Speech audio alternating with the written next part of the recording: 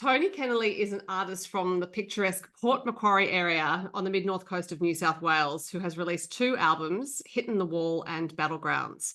He now has a brand new single, Sunday in the Sun, which is just right for helping us hold on to the summer days. And behind him is a beautiful March sunset. Late, technically still summer, I think, until we get to the equinox. So, Tony, thank you for sharing that with us, and hello. G'day, Sophie. Thank you so much. It's really great to be on Sunburn Country. I really love it. Oh, thank you. Well, it's great to have you here. And Sunday in the Sun, so there's our sunburnt connection, has quite a special backstory I was reading about, because it's about a group of friends you have known for quite a while. How did you meet this group of friends? Well, it sort of goes back to the prehistoric days when we didn't have telephones or internet or anything else. We used to go down to our local pub and meet there on a Wednesday, but possibly a Monday to Wednesday. Right. And no, we used to meet down there and work out what we we're going to do on the weekend. So we just go up the coast or to a beach or out to the bush or go and watch a country music festival and or a rock band and just get together as a group. And there were 30 of us that or a bit more, it sort of grew over the years. And but since then, we had a ball. We had a ball camping on the beaches and everything else. But since then, we've always remained friends, and we always try to get together at least once a year, Right. and have a time. We don't camp in the back of the HQ panel vans anymore, or the swag in it and the tent. We sort of try to get a little bit more comfortable because my wife likes sleeping under the stars, but only 5 of them. And that's a good line. yeah, it's an old one, but it's a good one. It's a true one. Anyway, so we do get together every year, and we just sort of left the farm about 3 years ago after that horrible drought. We've had many droughts in our time, but that one really did us in. Mm-hmm. And we thought, well, we're not getting any younger. We're pretty much I'm a fossil. So I'm sort of getting in the time I'd like to sort of enjoy life a bit more, do a bit of music and do a bit of travel and do some touring. And so we decided that we'd move down to Port Macquarie, which we've always come here for holidays. It's just beautiful. Bought this place here, and 3 weeks later, you wouldn't believe it, after all the droughts we went through, it flooded. You've got to be kidding, really. But anyway, a true farmer style, I just went, don't worry about it. It's just another day, another typical day in the bush, and we'll get over it. The water's got to go away sooner or later. And but then, whilst we were at the farm, we had all our friends turn up again, and they stayed there overnight and for the weekend. And we're all sitting around talking to each other and telling lies as usual and having a great deal of fun. And I picked up the guitar and I started fiddling around, and I thought, I'm going to write a song about you guys. So I wrote the first verse in about 5 minutes.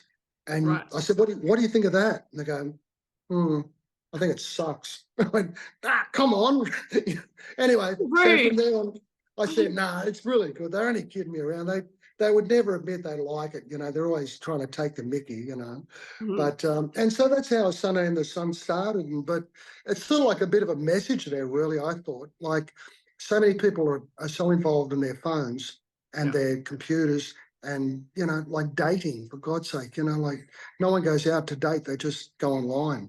Yeah. And I thought, well, maybe they should take a lesson out of this, some of the words in the song, and just get out with their mates and just go and enjoy this beautiful country house. It's so massive and so gorgeous. And just go and say, right, we're planning a weekend away, out at Wilcannia or, Burke or up the Sunshine Coast or, anywhere. Just go and enjoy life while you can, because it's very, very short, and the days aren't getting any longer. So get out there and do it while you can. True. And I love the fact that when you first formed this friendship group, you would meet in order to plan the weekend. So it was like there was a built-in appointment there, because that also, of course, got around the need to make lots of phone calls and ring around and get people in place. You would just turn up to organise and then go and do it. Oh, yeah, that was the fun thing about it. I mean, we would just turn up to the pub and organise what we're going to do, and get on the red phone and make a couple of phone calls, and next thing you know, we're sort of we're heading off to Nambucca, or we're heading off to down to Ulladulla, And just for a weekend, we used to just love it. We just get out anywhere, just get somewhere and enjoy each other's company. Yeah. Oh, admittedly, we drank too much, and we still act like we're 21. And when we get together, it's quite funny because it's like it's yesterday, and then all of a sudden we find that by about 9 o'clock, yesterday became tomorrow, and we said about no, that'll do. So but it's great. It's just great to have such good friends. They're like brothers and sisters, really. Right. And are any of them musicians as well? Yeah, there are a sprinkle full in the group that play on a regular basis throughout the land, and I've got a lot of cousins that still play, and a lot of friends I used to play with years ago in a country band in Sydney, and we were the only country band in Sydney. I couldn't believe it. We used to play country, but on country on steroids, sort of like the BPMs went up by about 100, but it was so much fun, in doing it. And people have not really heard a lot of country, so but we still had to make it entertaining. We really punched it out pretty well. And the band was called the Mongrels, if that gives you an indication, like. It's a good name for a band. So what time period was this that you were in the Mongrels? Oh, that would have been in the 80s, in the mid 80s. Okay. And for people who might be watching who may remember the venues that you played in, can you name a few that the Mongrels played at? Oh, a few venues, yeah. The Sackville Hotel, the Bridge Hotel. Oh God, all through Sydney, all through Balmain, Rozelle, all over the place. We used to play about maybe 6 or 7 nights a week. It was terrific, and we had lots of friends there. Mark Lee used to play with us, and Pixie Jenkins, he was a fiddle player for a fair while there, and David Lee, he was another fiddle player we had, and it was quite funny when David Lee started with us because Pixie had other commitments, and David was about a 16-year-old, and he came up to the gig wearing a jumper that his mother had knitted for him with Mickey Mouse on the front of it, and I thought, and he's joining a band called the Mongrels, and he's this 16-year-old, and trying to get him into the pubs and to play, but he still is a very, very talented musician, and he plays. I think he lives up the Gold Coast now. So yeah. Anyway, all those guys, I don't remember it all. It was so much fun in those days. So there's some of the venues you've mentioned no longer have music. So the Sackville is in Balmain, and unfortunately a lot of those venues are gone now. But clearly you made the most of it if you were playing 6 nights a week. Oh hell yeah, we were all over the place. There were so many pubs in Sydney that you just you get to, and the White Bay, and even in the centre of Sydney. My friend and I, we took on a gig at the Burke Hotel, which was an early opener. And it was mainly Indigenous people in the early opener, and it was pretty rowdy by the time we turned up to about 12 o'clock. And we just play country music for these people. They were seriously Queensland country Indigenous people, which was awesome. We just loved it. We really had a ball there. It was so funny. Yeah. But it was just myself and Chris Walters and in playing in those days, and geez, it was good fun. It was really good fun. But a rough pub, really rough pub. No one would ever go.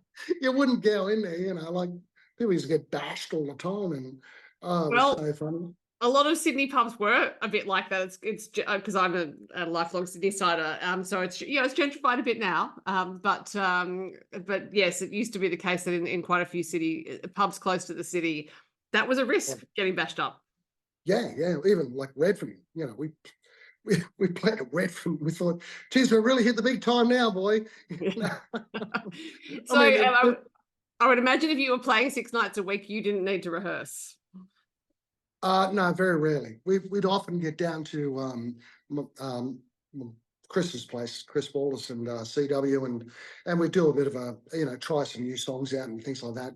But apart from that, it was we pretty much knew what we're doing, so it was the same sort of roughly the same songs every night, and just mix them up a little bit, chuck a few extras in there, and just have a ball and have a blast, which we did. We did have a blast, and to this day I'm still having a blast. I had to give music a bit of a miss for a while because when the kids were born, and I got married and my children were born. It's sort of like I had to really concentrate on raising a family. I thought I have to be responsible now instead of being a musician.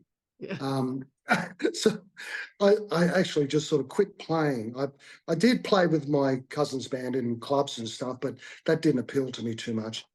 So I gave it a miss for a fair while, a long while, to raise a family, and then got back into songwriting. Really, I suppose about 10 years ago, maybe a bit more.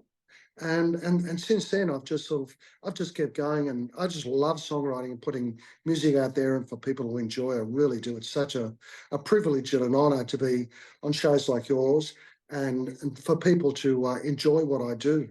I mean, I'm an old fossil now, but I still got that 21-year-old inside of me somewhere. It might be a little bit slower, but it's still there.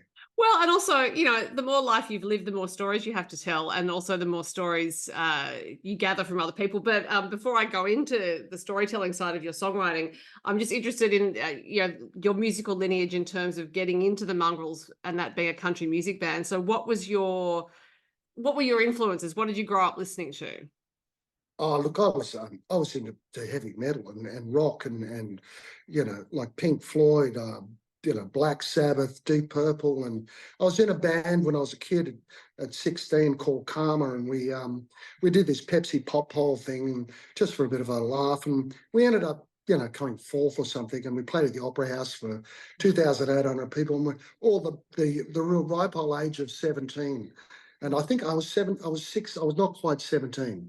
So, because I had to get my father to drive me in, and I know the other boys were younger, so they would have been 15 or so.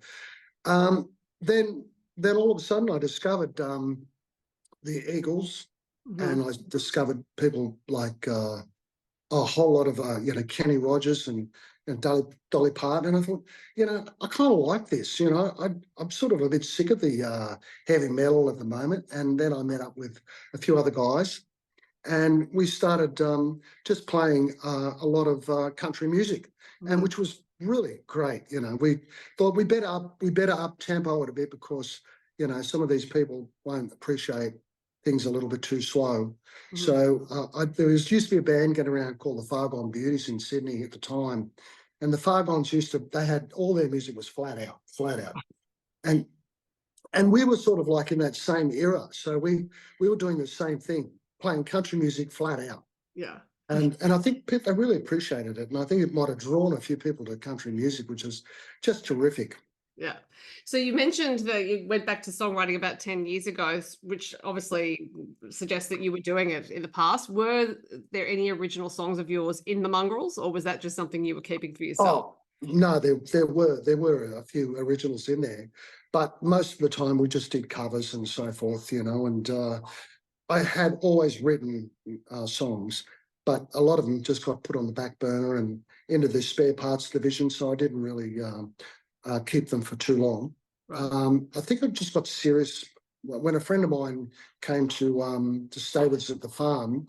We had a farm at Walbrook, which was not far from Walker, which is not far from Tamworth. Yeah. And I'm forever going to Tamworth. I was always down at Tamworth Country Music Festival, and that was pretty much our home main big town, and for shopping and everything else.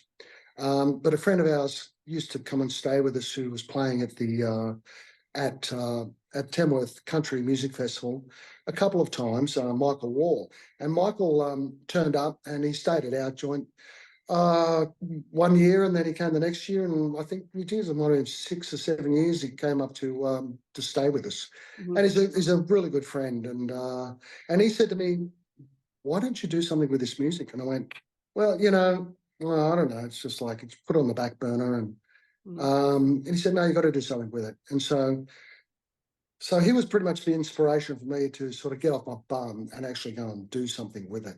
And I'm really happy he did, because and he put me on to Shane Nicholson, which was fantastic. I did record my first album down in Tamworth, but from there on, I've recorded always at the Sound Hole with Shane. Right, okay.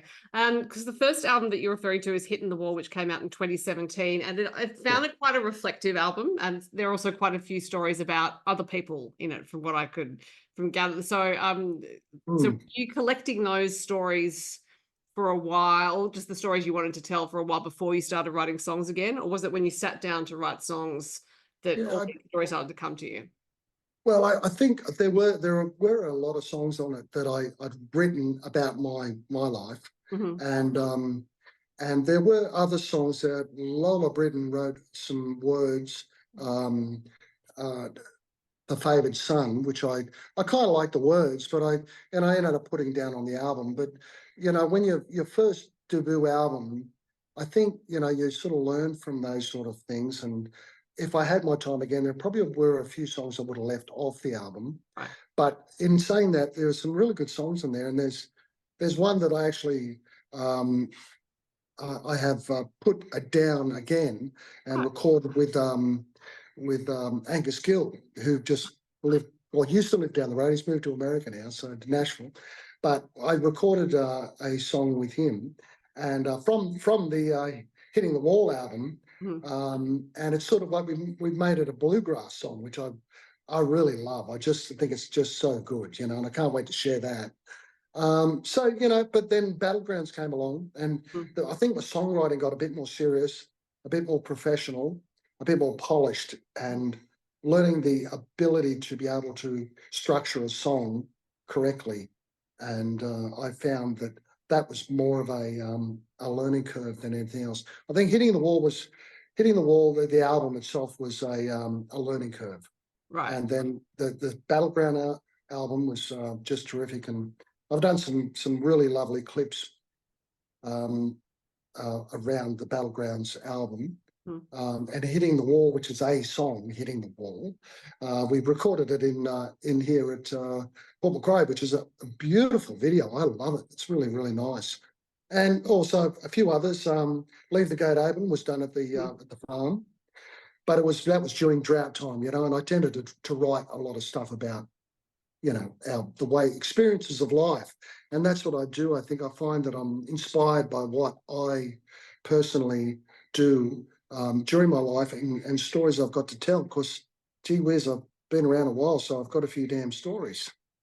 So I think if I remember correctly, while you were playing gigs 6 nights a week in Sydney, you were working as a concreter by day. I'm not quite sure how you managed to stay upright through all of that.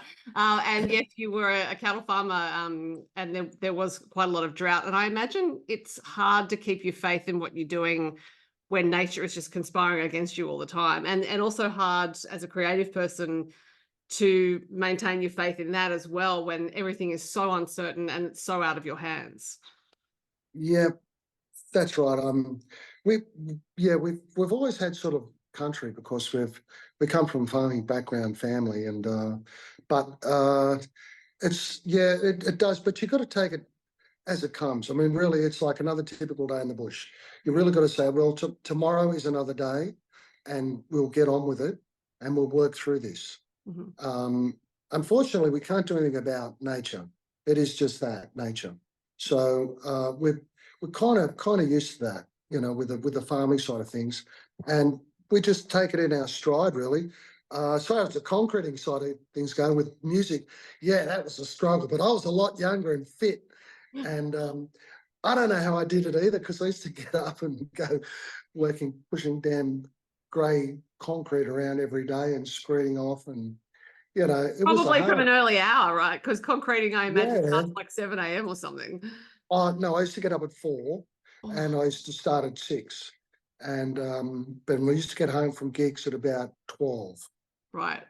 So I didn't have a lot of sleep, but I tried to catch a nap every now and again, and sometimes you'd be able to knock off a bit early and go and have a rest, and that's about it. But I really, honestly, if I was to do it now, I couldn't do it. Just couldn't do it. Well, I've again struggled to understand how you did it in the first place. It's a relentless schedule. Yeah. I know, but we did it because I love playing music. I mean, I think the music side of things was just an outlet. It was just the, a relief for the day. I think after you've worked your backside off all day, and go to play music it didn't seem like a chore. It wasn't something that it was like, oh, I'm so tired. When you came home from a gig, you were, excited, and I think the adrenaline kicks in, and you just enjoy the night. If it's a crappy night, well, you go, oh, geez, that wasn't really good, But most of the nights were a lot of fun, and we tended to just enjoy every minute of it, to tell you the truth, so. Which is fantastic. And if life is not for fun and enjoyment, then what is it for? I'm also interested, given how much you played live and how many different audiences you would have played in front of, how that might have shaped you as a songwriter, actually, because you have a clear sense of audience, I guess, that you really know there are people out there listening to music. Yeah, well, there is, but targeting the right genre of people is a difficult situation, I think.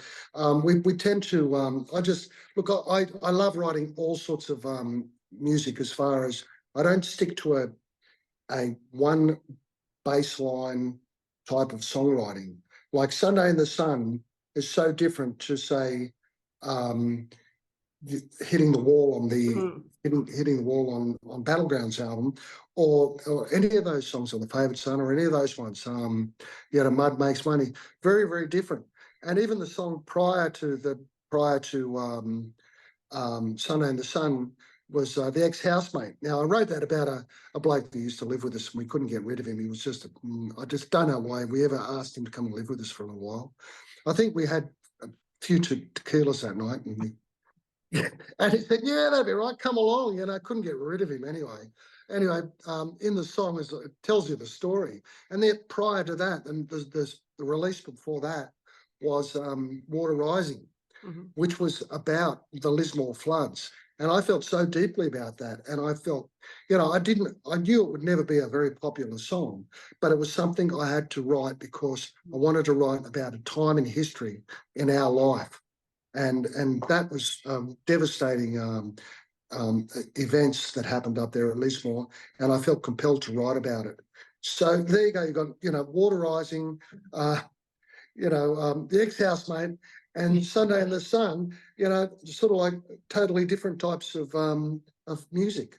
Yeah, but I guess also about the sweep of life, right? And it's the minutiae of living in a household with someone who's difficult, but then a massive event like a flood or a drought that can shape you as a person, and which you're reacting against. And it's that wonderful thing about storytelling songwriters, is that you cover the whole range of life. Yeah, well, that's about it. I think it's like I'm more a storyteller than anything else. I think I'm sort of like the old-fashioned type of, okay, I've just heard some horrible news. I'm going to write it down, and I can tell you about it in song. Or I have some happy news that I want to tell you about it in song. Yeah.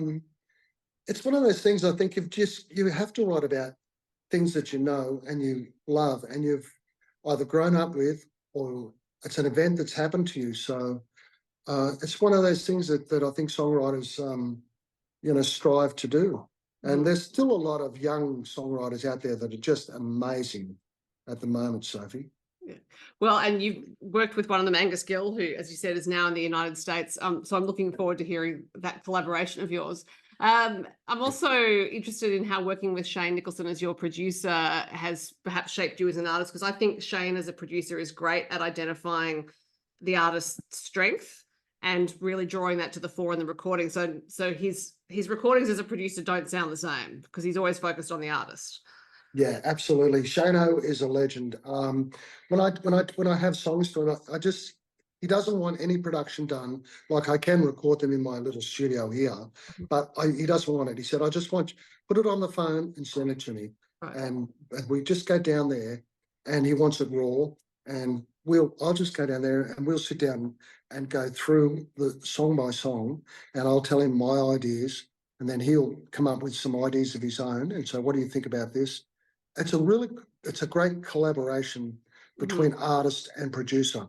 And he has the ability to be able to get the best out of an artist, which is why I will stick to Shane for a hell of a long time. I just like Gilly is great down the road, and I think Angus is going to be a force to be reckoned with. As a producer, and also he's a great songwriter. But as a producer and a good friend, because he's like a neighbour. Well, he is a neighbour. Well, not now, but well, that's right. If he ever comes back, which may not happen. he will one day. But it's good for him to go over there and actually, experience America and be part of that scene because he needed to spread his wings a bit more. But no, as far as Shane is concerned, no, a legend. I could not fault Shane's ability or his friendship or the way that he can bring the best out of an artist in any shape or form.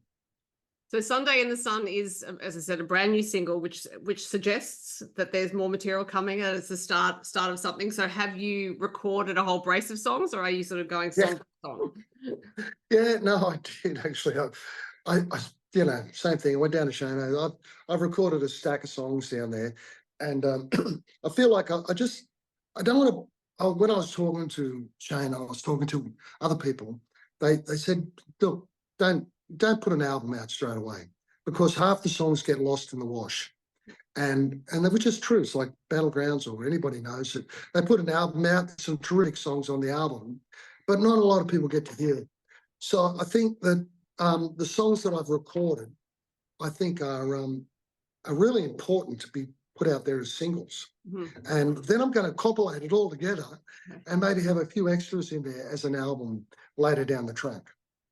But for now, I'm really enjoying just having the likes of yourself and other radio announcers enjoying, and people, getting in touch and saying how much they've enjoyed Sunday in the Sun and what I put out in the recent times.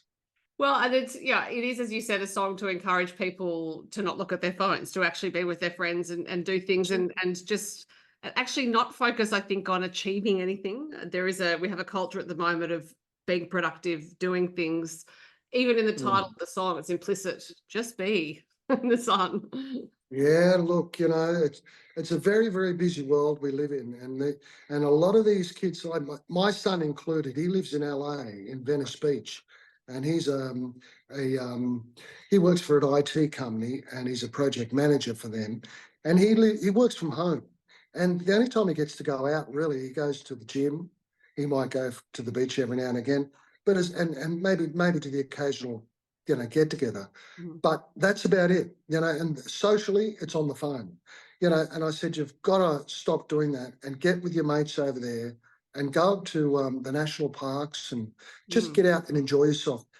Just have fun together.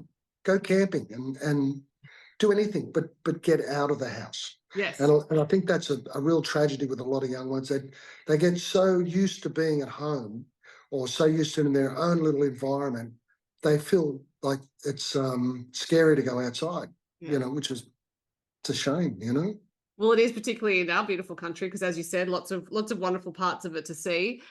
So Sunday in the Sun is the single that's out now. You've recorded quite a few songs. When you think about which singles to release next, do you work on instinct, or do you actually sort of structure it to one to follow another in a certain pattern, I guess?